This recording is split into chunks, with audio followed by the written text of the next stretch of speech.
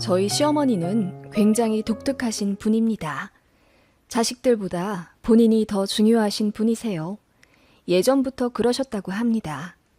제 남편은 여동생이 하나 있는 남매지간인데 어릴 때부터 엄마가 해주는 아침밥 먹고 등교해본 적이 손에 꼽는다고 했어요. 어머님이 아침에 일어나는 게 너무 힘들어서 그 어린애들 보고 혼자 가방 챙겨가라고 하셨답니다. 시부모님은 서로 사이 안 좋으시고 같이 살긴 하시지만 대화도 거의 없으셨어요. 추측컨대 아버님은 여자가 있으신 것 같고 어머님도 그걸 알긴 아시지만 굳이 수면 밖으로 꺼내지 않으시는 것 같았어요. 그 정도로 메마른 사이이고 기대도 사랑도 없는 관계죠. 이혼이 귀찮아서 안 하시는 것 같다고 신호도 그러더라고요. 아무튼 어머님은 자기 자신이 가장 중요하신 분이라 그런지 결혼식 때 혼주 한복을 본인 얼굴 톤에 잘 어울리는 주황이나 분홍으로 하고 싶다고 우기셔서 굉장히 당황했었어요. 저는 15년 전에 결혼했는데요. 그때도 이미 세상이 많이 바뀌어 있던 터라 굳이 혼주 한복에 큰 의미를 두지 않는 예식도 있긴 했어요. 그래서 그냥 어머님 하고 싶은 대로 하시라 냅뒀더니 정말 주한 계열로 맞추셨더라고요. 그날 하객분들 중에 나이 지긋하신 분들은 저희 시어머니 한복색을 보며 혀를 끌끌 차셨다더군요. 아무리 그래도 전통대로 해야 모양새가 괜찮은데 저희 시어머니 한복색으로 자존심 세우는 걸 보니 며느리 될 사람 불쌍하다면서 화장실에서 수군대셨나 봐요. 그걸 저희 친정 식구들 중에 가까운 친척이 들었고 저희 친정 어머니 귀에도 들어가서 많이 속상해 하셨어요. 그런데 예상외로 정말 그때만 딱 자기 고집 부리시고 저희 사는 거에는 관심이 정말 없으시더라고요. 그래서 예물예단 같은 걸로 트러블도 거의 없었고 신혼집 정하는 것에도 간섭을 아예 안 하셨어요. 그럴 만도 한 게 시댁에서 지원을 하나도 받지 않았거든요. 물론 돈 안 주면 말도 하지 말아야 한다는 건 아니지만 제 친정에서 5천 해주신 거 아시고도 아무 말 없으시더라고요. 시댁 사정이 그리 여유롭지 않으니 저도 깊게 수긍했습니다. 시부모님 민망하실까봐 저도 그 얘기 더 꺼내지도 않았고요. 그렇게 결혼 생활했고 아이도 둘 낳아 키우는 동안 시어머니와 큰 마찰은 없었어요. 차로 2시간 정도 거리에 떨어져 살기도 했고 어머님도 본인 취미며 사람들 만나는 것에 바빠 저희한테 관심이 없으셨거든요. 문제는 어머님이 이혼하시고 난 이후부터였습니다. 처음엔 별거를 하시겠다고 하시더니 나중에 자식들 모두 불러 앉히고는 이혼하겠다 선언하셨어요. 그런데 아버님이 돈 욕심을 내시며 집도 차도 재산도 전부 가져갔고 어머님은 한 푼도 안 주시겠다고 하셔서 법정 싸움을 하게 되었네요. 남편과 신우는 어머님 편을 들었고요. 그 결과 아버님은 저희에게 큰 실망을 했다고 하셨고 연을 끊고 살겠다며 전화번호도 바꾸고 아예 먼 지방으로 이사가서 연락도 않고 살게 되었어요. 그게 저희 둘째가 유치원 다닐 때 일이었습니다. 아버님은 매일같이 저와 남편에게 전화로 욕설을 퍼부으셨고 어머님은 어머님대로 속상하다며 매일 저에게 전화해 대성통곡하시는 거 맞춰드리느라 너무 힘들었어요. 결국 어머님은 위자료로 2천만 원 갖게 되셨고 연금 반 나누기로 하셨네요. 반 나누어봤자 100만 원 극초반대라 어머님은 자식들 도움이 없으면 생계를 유지하기 힘드셨어요. 게다가 집도 없어서 월세 계약하셨거든요. 일은 따로 안 하셨고요. 그래서 시부모님 이혼하신 이후로 저희랑 신혼애가 한 달에 30만 원씩 모아 어머님 드립니다. 돈도 돈이지만 다른 문제 때문에 어머님이 힘들어지게 되었어요. 안 그러던 어머님이 자식들, 특히 제 남편에게 집착을 하시더군요. 이혼한 게 컴플렉스가 되어서인지 사람들과 연락도 끊고 거의 칩거 하시더라고요. 돈도 없고 집도 없고 모두에게 버림받았다고 생각해서인지 눈물도 많아지시고 저희를 그렇게 자주 찾으셨어요. 그래서 결국 저희 사는 지역으로 이사를 오셨고요. 처음엔 합가하고 싶다고 은근히 본심 내비치시는 걸 제가 매몰차게 거절했습니다. 당시 애들 초등학생이라 손도 많이 가는데 제가 어머님까지 모시고 살 자신이 없었어요. 애들이 어려서 손이 많이 필요한 나이면 몰라요. 이제야 애들 스스로 세수하고 밥도 혼자 떠먹어 편해졌고 저도 작은 애만 조금 더 키우고 나가 일하려고 했거든요. 그런데 집에 시어머니까지 계시면 저는 정말 못 살 것 같았어요. 그래서 어머님, 가까운 데 사시면 자주 뵈러는 가도 같이는 못 살아요. 애들도 너무 어리고요. 제 입장도 이해해 주세요. 라고 했더니 어머님이 민망해는 하시면서도 알겠다 하셨어요. 그런데 그때부터 본격적인 시집살이가 시작되었습니다. 어머님은 제가 합가 거절한 게 너무너무 괘씸해 죽겠던 거죠. 신우한테 전화해서 며느리가 자길 싫어한다. 뒤치다거리 싫으니 합가 생각은 꿈에도 말라 했다. 이상한 말을 지어내서 신우가 저를 오해하게 만들었더라고요. 신우랑 그전에는 사이가 그렇게 좋지도 나쁘지도 않았습니다.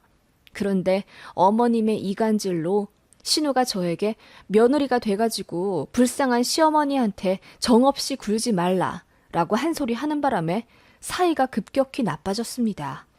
참고로 어머님은 이혼하신 이후로 명절을 저희 집에서 보내고 싶어 하셔서 제가 요리하고 밥상 차리고 다 했습니다. 그런데 신우가 저 보기 싫다며 명절에도 안 오더라고요. 어머님은 자신이 손님이라고 하면서 설거지 하나 하지 않으셨어요. 당연히 명절 장보라고 돈을 주신다거나 잘 먹었다고 아이들 용돈을 주신다든지 옷을 사주신다든지 배품은 하지 않으셨지요.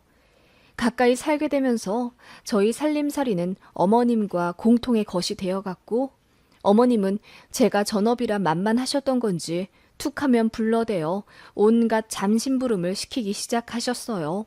그리고 툭하면 저희 집 오셔서는 이것저것 뒤지시더라고요. 못 보던 옷이라도 나오면 너 이 옷 새로 샀냐? 네 시애미는 돈 없어서 옷도 한 장 못 산 지 지금 반년이 넘어가는데 너는 어떻게 옷을 새로 살 생각을 해? 라며 화를 내셨어요. 아이들 방도 구조까지 다 외워두시고는 못 보던 작은 책장이라도 보이면 이거 새로 산 거야? 책은 도서관에서 보면 되지. 돈 아깝게 뭐하러 자꾸 애들 책을 사주고 그래. 그 책 살 돈 있으면 나를 좀 주지 그러니? 라며 잔소리를 하셨지요. 그리고 제가 시간이 많으니 낮에는 본인과 놀아달라며 드라이브 시켜달라, 교회 카페 데려가달라 조르셨습니다. 자식들에게는 관심이 없는 줄만 알았던 쿨한 어머님이셨는데 그게 아니었던 겁니다. 그전에는 사람들도 만나고 취미도 있으셨기에 자기 자신이 우선이었던 거고 이사와 관심 둘만 한 게 마땅치도 않고 이혼 이후라 마음이 허전했던 어머님은 그렇게 돌변하셨지요. 그래서 제 결혼 생활도 지옥으로 변해갔습니다.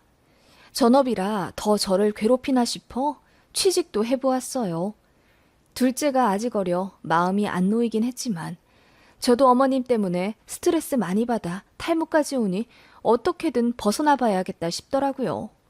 남편도 어머님께 뭐라 화도 내고 설득도 해봤지만 잘 안 됐어요. 어머님은 며느리나 아들이나 똑같이 무시하셨죠. 아무튼 그렇게 취직을 해 10시부터 5시까지 어머님이랑 차단되어 사니 좀 살겠더라고요.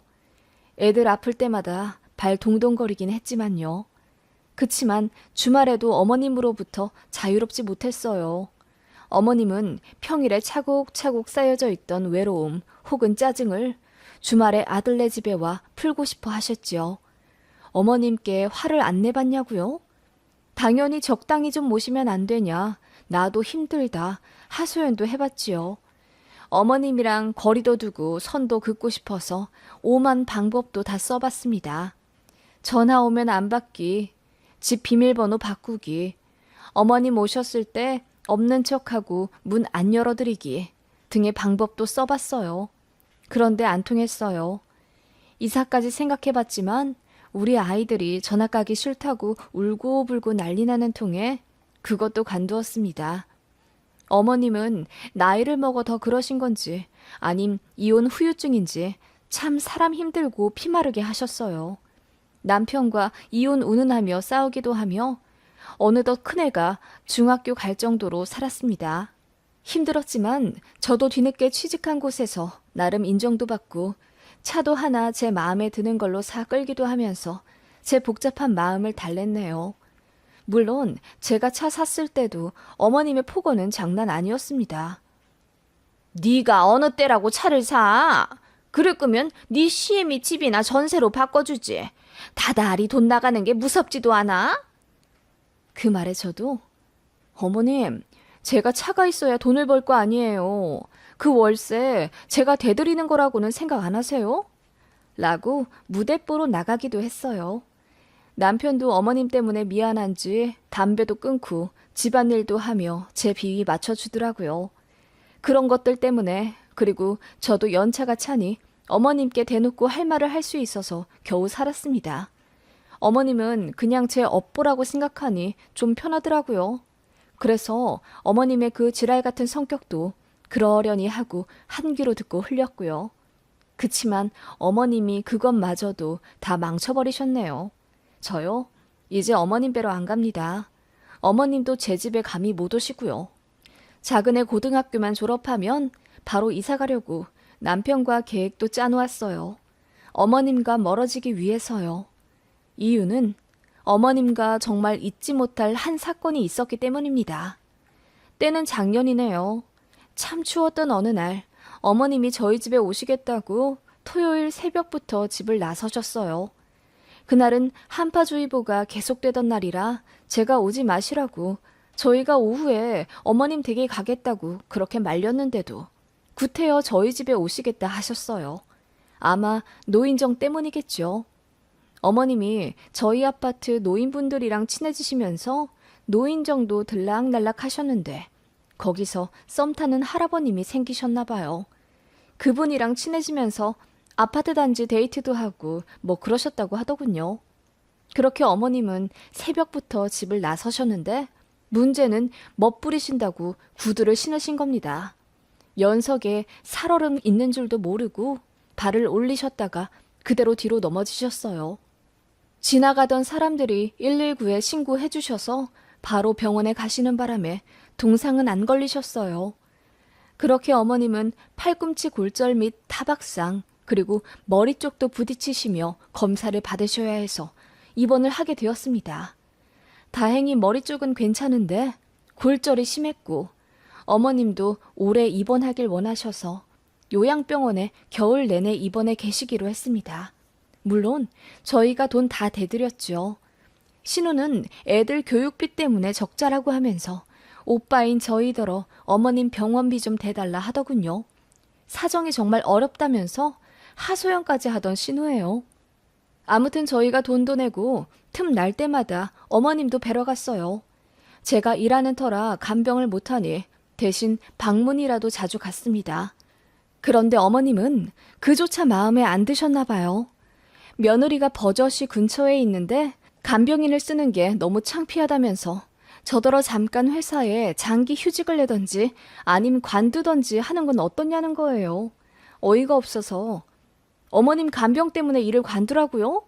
돈 나갈 때가 당장 천지인데 저라도 안 벌면 어떻게 해요? 라고 저도 언성을 높였더니 더 이상 그 말씀은 안 하시는데 저한테 삐지신 것 같더라고요. 정작 아들한테는 아무 말씀 안 하시면서 며느리는 만만한지 맨날 저한테 전화해서는 다리도 아프다, 머리도 아프다 호소하시고 제가 병원 방문하면 그렇게 저를 붙잡고 우세요. 남편이 가면 전혀 안 그러신다고 하더군요. 아무튼 그러다가 저는 회사 워크숍이 잡혀서 주말에 강화도에 가게 되었어요. 안 가고 빼려고 했는데 회사 동료 언니들과 마지막이기도 해서 큰맘 먹고 주말에 강화도에 가게 되었습니다. 어머님은 거의 다 나으셨기도 해서 안 그래도 퇴원을 하려던 참이었거든요. 애들 아빠가 알아서 한다며 저를 등 떠밀어 보냈기에 저도 어머님 걱정 안 하고 잘 다녀올 수 있었습니다. 그런데 강화도에 도착한 그날 저녁 어머님으로부터 부재중 전화가 32통이나 와 있더군요. 놀라서 받으니 어머님이 소리를 치시며 너 강화도에 놀러 갔다며? 아범한테 들었다.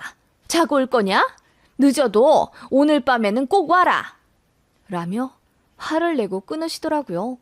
어이가 없었고 또 저도 마침 한잔 한 이유라 바로 잊었어요. 그렇게 워크숍을 끝내고 다음 날인 일요일 점심 지나 집에 오게 되었습니다.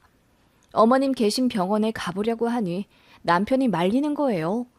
퇴원이 일주일 미뤄졌고 본인이 알아서 하겠다며 저더러 신경 쓰지 말라고 하는데 느낌이 좀 이상했어요. 그래서 계속 캐물으니 남편이 하는 말이 놀랍더군요. 제가 아픈 시어머니 두고 회사 사람들이랑 놀러 갔다고 어머님이 병원에서 난리를 치셨다는 거예요. 어이가 없었어요. 남편이 저에게 한동안 어머님 뵈러 가지 않는 게 좋겠다며 저더러 신경 쓰지 말라고 하더군요. 알겠다고 했어요. 제가 어머님 마음을 달래드릴 이유는 없으니까요. 그렇게 남편이 알아서 어머님 퇴원 수속까지 해드리고 집에 모셔다 드렸지만 저는 가지 않았습니다. 어머님이 화가 단단히 나셨대요. 그래서 남편이 절대적으로 서로 안 만나게 했습니다. 그런데 신우가 전화를 하더군요. 자기 엄마 퇴원하고 한 달이 지났는데도 뵈러 안 간 게 사실이냐며 따지더라고요. 그래서 가려고 해도 애들 아빠가 못 가게 해서 못 가는 거다.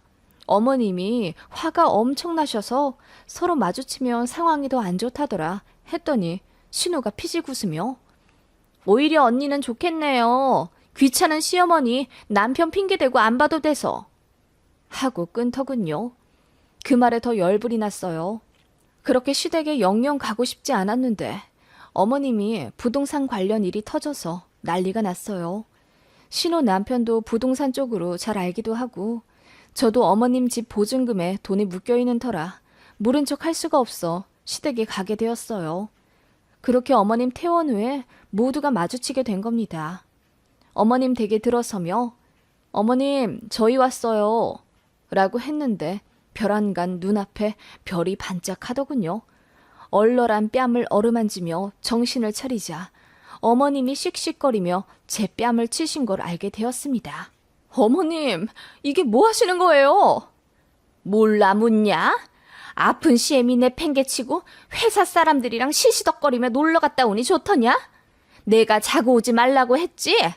어디 시애미 말을 개똥으로 듣고 무시를 해? 시애미가 병원에 입원해 있으면 자중해야 할 것 아냐? 그리고 퇴원을 한 게 언젠데 여태 안 오다니? 어머님은 한동안 흥분을 가라앉지 못하시고 입에 침을 튀겨가며 제가 잘못했다 설교를 하셨습니다. 저는 어이도 없고 분통이 터져 눈물이 나오더군요. 어머님, 제가 뭘 그리 잘못했나요? 그간 어머님 생활비며 이번에 병원비도 저희가 다 대드렸어요.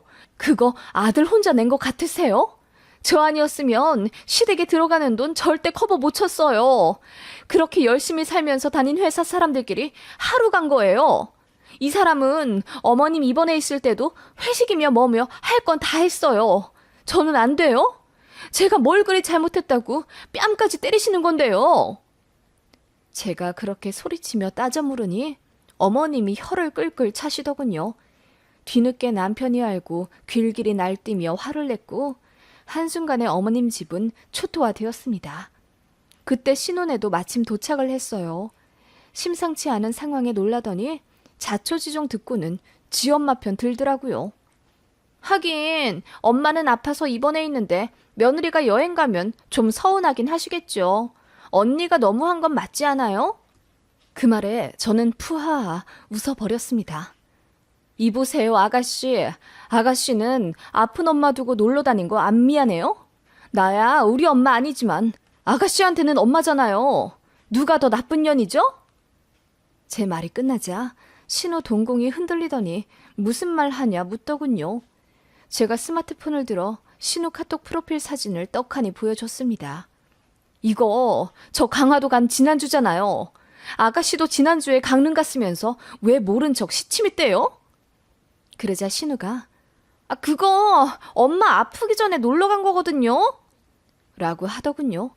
그 말에 제가 소리를 질렀죠. 웃기지 마. 이거 강릉 행사 지난주부터 열린 거잖아. 안 그래도 내가 다 찾아봤거든?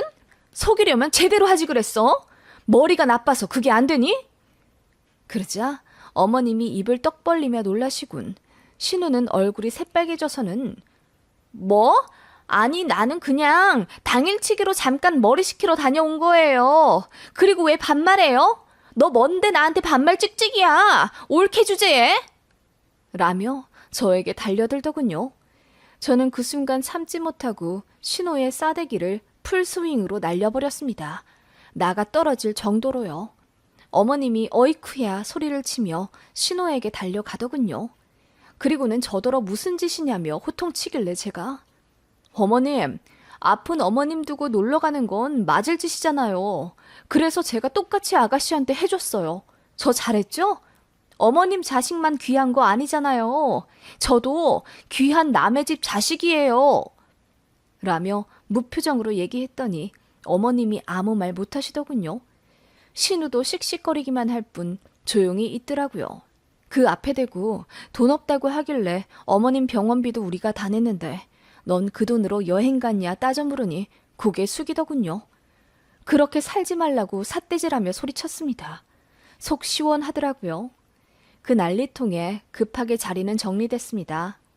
저는 남편과 돌아오는 차 안에서 나는 어머님께 대든 것, 아가씨 때린 것 전부 하나도 안 미안하니 억울하면 이혼하자고 했더니 남편이 아니라며 저 잘했다고 하더군요. 그리고는 미안하다며 핸들 잡고 펑펑 울더라고요. 몇 년 동안 남편도 어머님한테 질릴 대로 질리고 시달릴 대로 시달렸는데 이번에 펑 터져버린 거죠. 저한테 미안하기도 했지만 본인도 스트레스 받아 모른 척한 부분도 있다며 인정했습니다. 그리고 이제는 브레이크를 잡아야 되겠다며 저더러 시댁일에 신경 쓰지 말라더군요. 본인도 어머님이랑 거리 둘 것이라 하길래 흔쾌히 그러라 했습니다. 그렇게 남편이 다 정리했어요. 며느리는 이제 어머님 보러 안 올 거니 연락도 하지 말고 찾아오지도 말라고 했답니다. 그랬더니 어머님이 대성통곡 하셨다더군요. 그날 이후로 어머님이 제 집에 몇 번 찾아오셨지만 그냥 문 안 열어드리거나 오셔도 저는 쌩안이 나갔어요. 그랬더니 더는 집에 안 오시더라고요. 번호는 차단한 지 오래라 전화나 문자가 왔는지도 몰라요. 어머님 관련 일은 다 남편이 알아서 하고 있어서 저는 오히려 편하네요. 지긋지긋한 어머님 무스리짓 더는 안 해서 좋고 이제는 우리 아이들한테 더 집중할 수 있어 좋네요. 이사갈 날만 기다리고 있어요. 어머님도 신혼의 집 근처로 이사 간다고 하더군요. 근데 웃긴 건 신우가 그걸 싫어한다는 거예요. 모쪼록 저는 발 뺐으니 이제라도 편하게 살아보렵니다. 저 할 만큼 했다고 볼 수 있겠죠? 그 누구보다 자기 자신이 먼저인 시어머니. 이런 분을 누가 존경하고 보살펴 드릴 수 있을까요?